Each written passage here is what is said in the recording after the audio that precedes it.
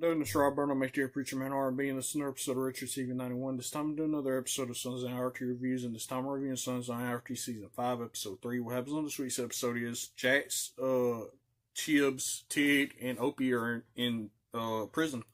And Damian Pope comes to see Jax, and Damian Pope says that Tig has to stay in prison for the rest of his life, and a son has to die. And then they'll be let free and be able to get back out of prison.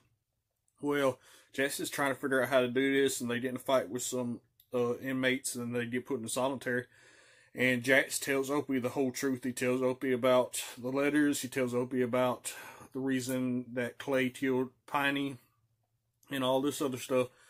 And the guards come in and tell him to choose who's going to die, and Jax doesn't want to do it. And then it comes time to the point where he has to choose, and he's about to hit the guard and sacrifice himself, and Opie hits the guard instead, and Opie has to fight for his life, and Opie gets jumped by 4 inmates and gets killed in this episode. And after this, Jax talks to Chibs and what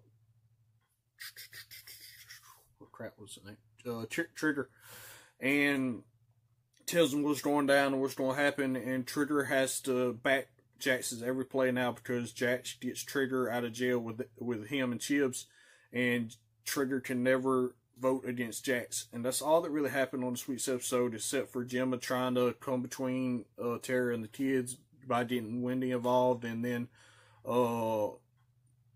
the escort service of Nero gets raided by the cops because I think Clay called the cops on them or whatever, and that's all that really happened. My question for y'all is, now that Jax and them's about to get out of prison, what's going to happen with that? As always, Preacher Man R&B signing out. Guys, GG is awesome.